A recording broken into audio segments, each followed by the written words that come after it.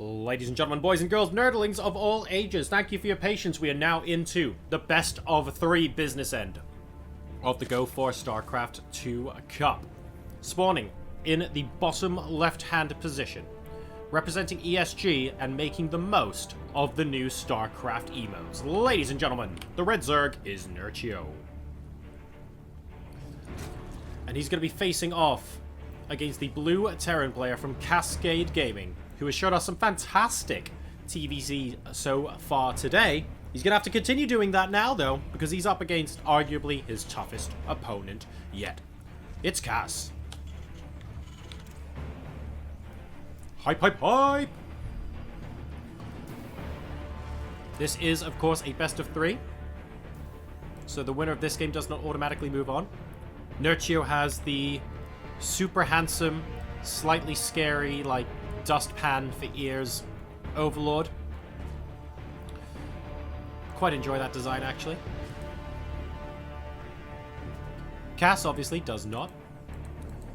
So opening up very similarly to what we saw last game. Funnily enough, barracks, room for add-on. Nothing out of the ordinary.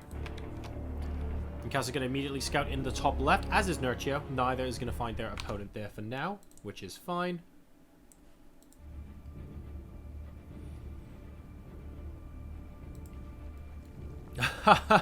Yes, Aikana, I do live in the UK. Water is an acceptable alternative provided I put leaves in it. Unfortunately, there are no leaves in the water I am drinking today. I'm a coffee man. I like tea, actually, but I love good coffee. I have a coffee grinder at home. I use an AeroPress. I go full pro. I have not bought a £1,000 espresso machine. I have thought about it. I have thought about it a lot. And one day in the future, it might happen. It will be like the centerpiece of my kitchen. But until that day comes, I will settle for good coffee that I can grind on the spot as I drink it. Hey-ho. So, cross-position scouting will confirm that there is ein Zerg in the bottom left-hand position for Cass.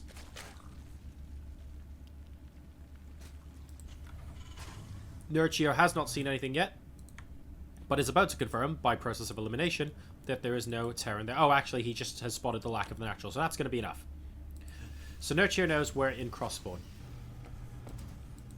Factory nearly completing for Cass. It feels like such a long time, but this is Legacy of the Void, and it's like 2 minutes 50.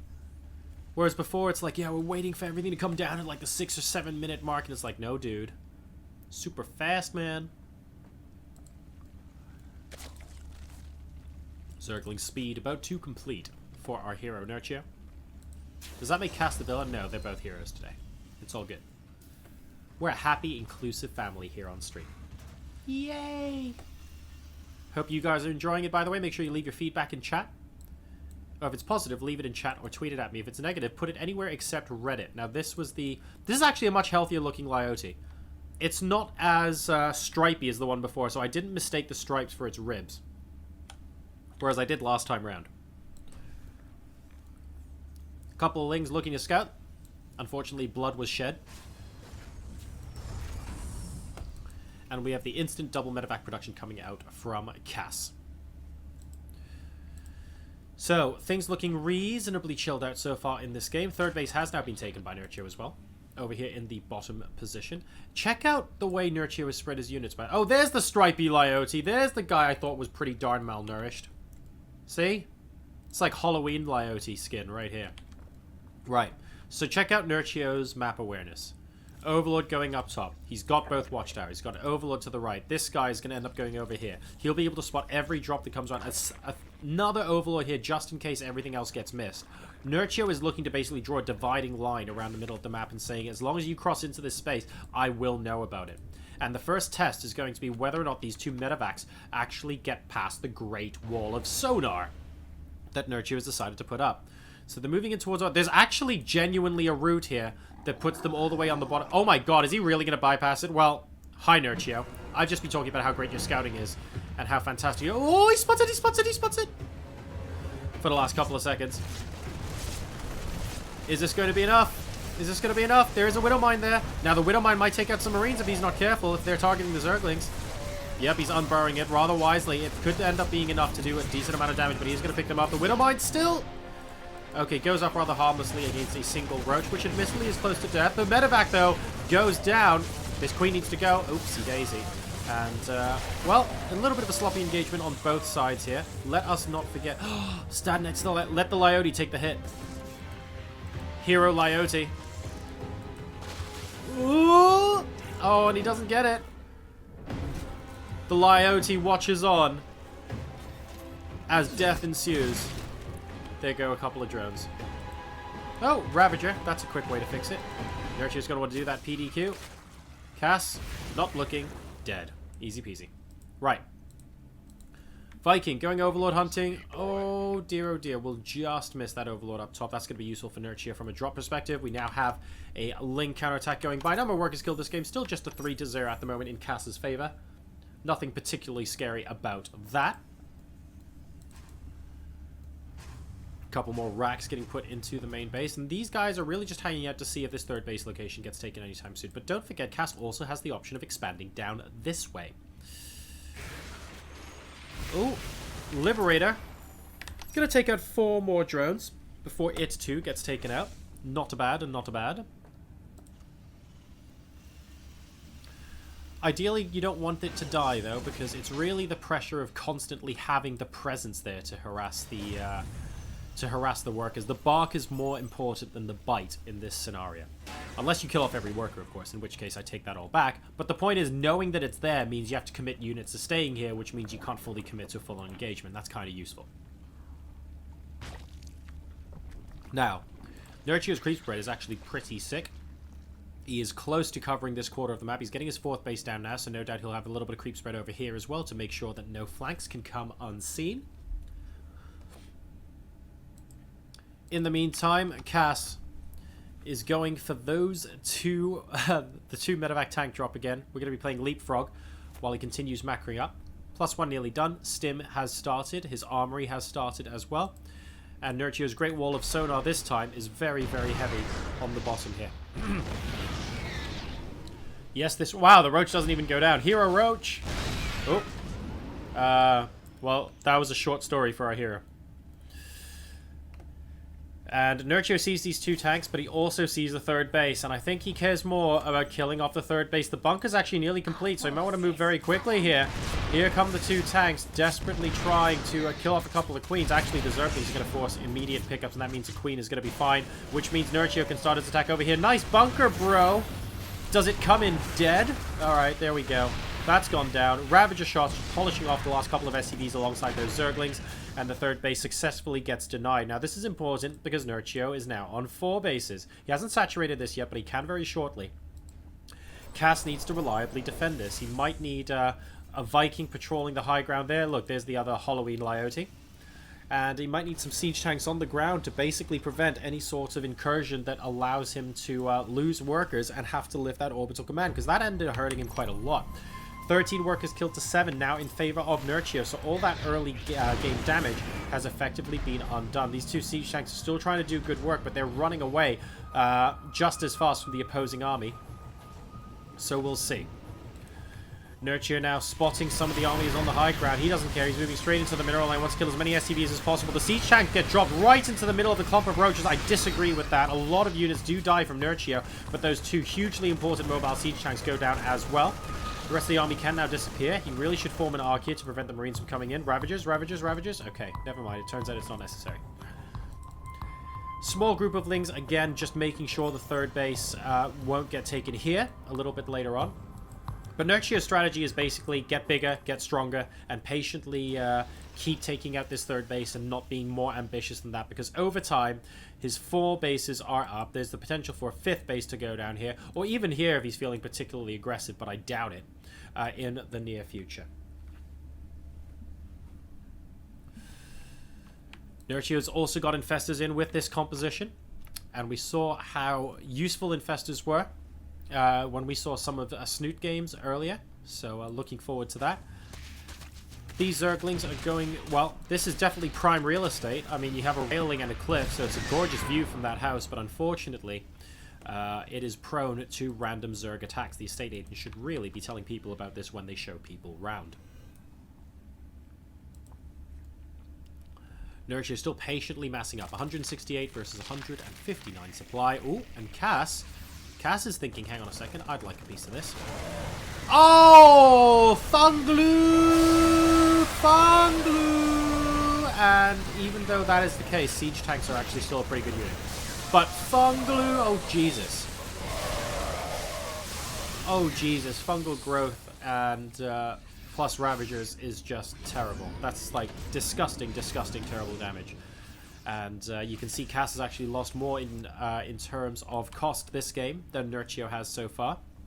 That was a very cost-efficient engagement, and I like the fact that Nerchio pulled back at the end of it. Ravagers, gas-heavy. Infestors, gas-heavy. Let's keep them alive. The Lings can die, a couple of the Roaches can die, but let's make sure my big investment units are able to save up their charges, use their spells in the next engagement as well. I very, very much approve of this. The two siege tanks, though, are going to cause them an awful lot of problems, and we need to get some pretty sick shots from Ravagers to prevent those siege tanks from demolishing the rest of the army. Of course, there are medevacs and potential micro available as well, and we have Cass moving in for the kill now. He picks off a lot of the Infestors, actually, in the first volley. That is not good for him at all, but we have Hero Ultralist joining the fray, and this could end up being a massive boost for Nerchio. In fact, number 2 and number 3 should basically seal the deal here. But that was a little bit late, and a lot of Infestors died. What I didn't like about that engagement for Nerchio is the Infestors. That was a little bit painful. We do have, though, the run-by Stealth Ultralisk via the Nidus Worm, of course, now wreaking havoc inside the main base. A lot more units coming down now as well. When did he get that in? That was super sneaky. All while that engagement was going on. So that explains why Nerchio's attention was elsewhere and maybe not saving quite as many of the Infestors as he wanted. And there's actually enough units here to prevent a comeback from Cass, and that's going to be Nerchio takes game number 1. So he goes 1-0 up in a best of 3 here at the round of 8. Go4SC2 Cup. Ladies and gentlemen, boys and girls, this is game number 2 in a best of 3 in the round of 8 of the Go4SC2 Cup, spawning in the bottom right-hand position on Ruins of Endion, representing ESG. He is the Red Zerg player, currently 1-0 up. It's Nerchio.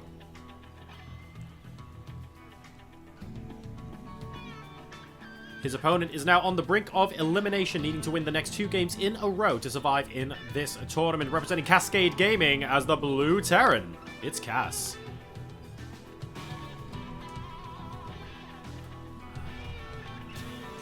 So let's see what these players end up going for here. Cass losing a rather long, drawn-out game, but I have to say, that sneaky Nidus Worm at the end there was just unanswered by Nerchio. Cass had a really strong force going in onto Nerchio's half of the map, but Frost is such a big map that if you go, right, you're committing to a fight here, and I've got Ultralisks, Ravagers, and Lings inside your main base, what are you going to do about it? It just takes that much longer to go back. And by the time you go back, there might not be a base left to defend. So that was an excellent move. Really, really nicely timed by Nerchio, despite losing those Infestors in that initial engagement. And that will earn him the tick mark in game number 1. So we're here in game 2 now. Pretty exciting times. The players know, of course, they spawn on the bottom, which is why this Overlord is going up top first. Nerchio looking potentially to block a 3rd command center on this map, because it is rather difficult to take, and you have rocks over here, and that's actually quite far away from your natural as well. So it's not too clear. In the meantime, spawning pool finishing up. We're going to have enough gas to go ahead and start Zergling speed, if that is indeed what Nerchio wants. We'll wait and see. And in the meantime, we're going straight into reactor and double marine production coming out of Cass.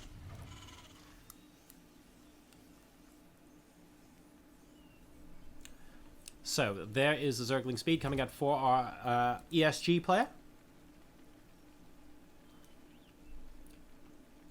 And so far, pretty chilled out. This Overlord is going to end up living here and popping back in to double check gas timings, as well as if there are any hidden tech buildings or just a load of racks or something like that. All fairly bog standard.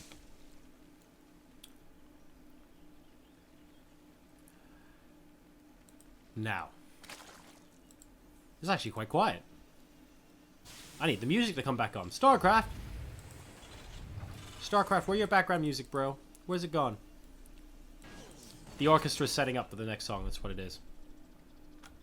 Ouch. And this is why this is a TVZ, folks. And there's absolutely no Protoss here. Because Protoss get wrecked, quite literally.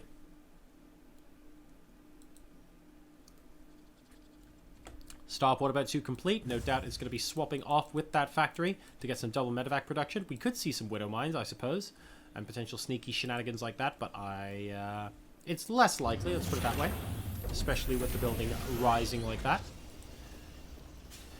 It's all very calm so far, Ruins of Endian, and Nerchio just clearing some of the attack paths. He is relying on himself being more mobile. Generally speaking, if you're less mobile, you probably want to close these off so that it's easier for you to defend one spot. If you're more mobile, you want as many of these paths open up as possible, just so you can go through them at any point you want. Nerchio is going to be taking this as his third base. I suspect so is Cass, unless he's looking to get ultra aggressive. And the third base is quite far away from the natural expansion here. It's really awkward if your opponent gets into this kind of position, because you can basically split your two bases and it's very difficult to defend. Roach Warren and Double Evolution Chamber coming in on the side of Nerchio now as well.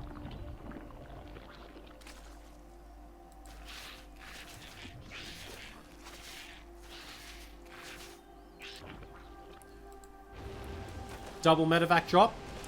Would have been a scout, but he's decided, actually, I'm going to go ahead and do an awful lot of damage here. Now, what is the army situation look like? There are 8 Zerglings and 4 Queens. This could end up being very problematic for Nerchio. He's being a little bit greedy, trying to saturate that third base as quickly as possible here. And now it's basically just Queens moving up. There are 3 on the bottom, 1 on the top. There are Roaches now popping out of here as well, though. The Queens are targeting down the medevac on the right-hand side. I like this. I like this a lot. Oh! And not quite enough, though, as this medevac escapes on 14 hit points. Number of workers killed, just the 2, but he's done an awful lot of damage here. Just picked off units, forced no mining time. Did he get a queen? He did not get a queen. He will get an overlord, though, if he wants it. He's thinking about it. He wants it. Okay. And here come the Lings. Oh, will you even get the overlord? Oh, dearie, dearie me. Maybe not. Maybe not. He was thinking about it. Ultimately, computer said no. This overlord is going to go the way of the mothership. And it's going down as well. Oh, thanks very much, chat, by the way. I know it's Control-M for music, but it was just like the gap between 2 songs. I never actually switched it off. You can hear it's actually back on there. Sometimes StarCraft just does that. It goes music-less for 2 or 3 minutes at a time, and you're like, oh, and you just have to wait. Because if you switch it off and on again at that point, it's still on, and it still makes you... wait for those couple of minutes. And it looks like someone's built a shrine to C3PO. Maybe. Over here. That's kind of what this looks like to me. Endion is a mysterious place. Its mystery only surpassed by its power. As you can see. Right. Hive Tech incoming for Nerchio now. Aside from that early double drop, things aren't going too badly. Both sides are just macroing up. We have a decent amount of creep spread actually coming out of Nerchio. He's on 66 drones at the moment versus 52 SCVs. The third base is now up and starting to mine for Cass, so considerably later than Nerchio's, by the way. And I like the fact that this Viking is here as well. This is actually really important for Cass because he needs to clear overlords in this top position so that the potential scouting of his third base from an overlord or overseer doesn't take Cass by surprise. Because what you don't want is a small group of Lings breaking down these rocks and killing your third base or forcing you to lift and killing all your SCVs without you ever knowing it. He can't stop the Zerg from trying that sort of thing, of course, but he can stop it from being a surprise, and that's what this Viking is doing right now. So I really like the job that that's doing. And this double drop is going to force the fourth base to cancel. It's a very, very big distance here between the second, third, and fourth bases, so it can get a little bit tricky. He's keeping the Marines alive for now against the Zerglings, but he's going to have to move because there are double Queens with this. Nerchio will keep the fourth base up. The bluff has been called. And Cass has to think of another way through. T-Doll, hello, welcome to the channel and greetings from London.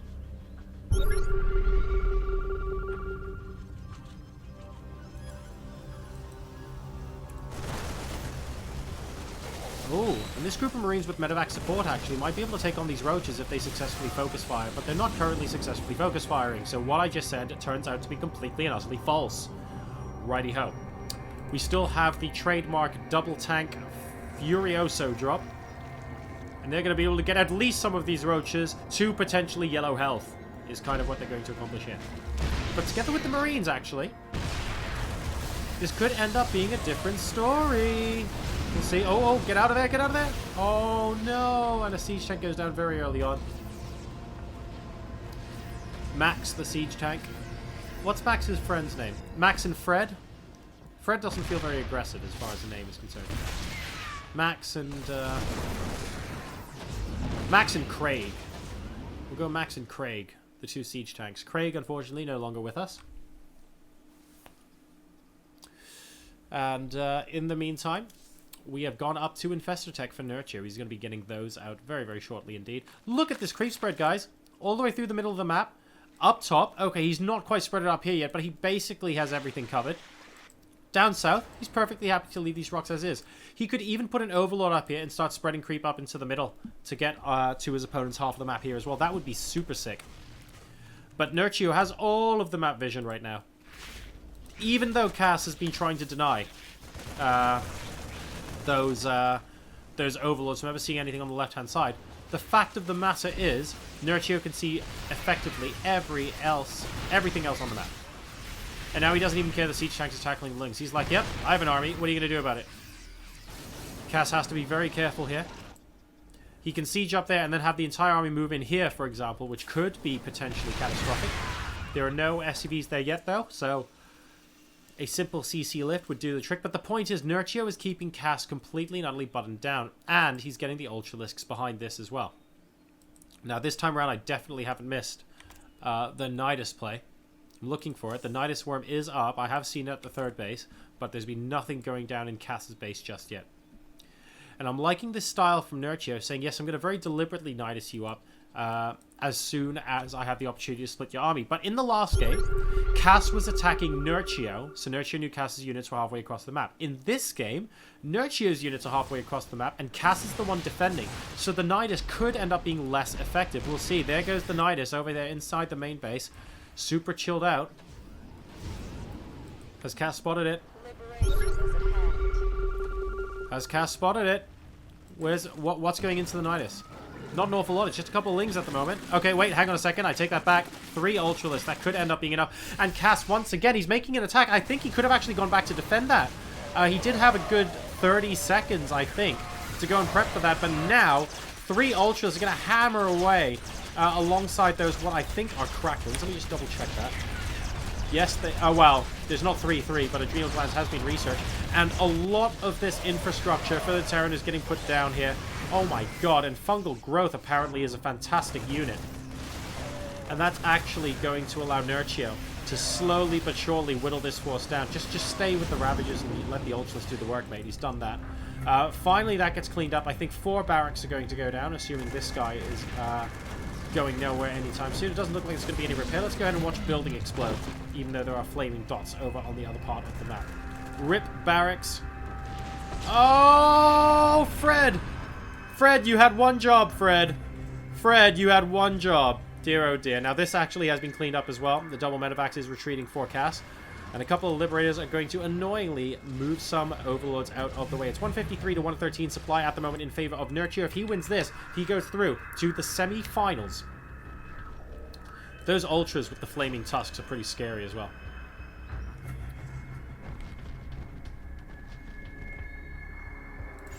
Pretty scary. Oh, and that's another Nidus that Cass is technically now seen with a Liberator, but will just casually fly over.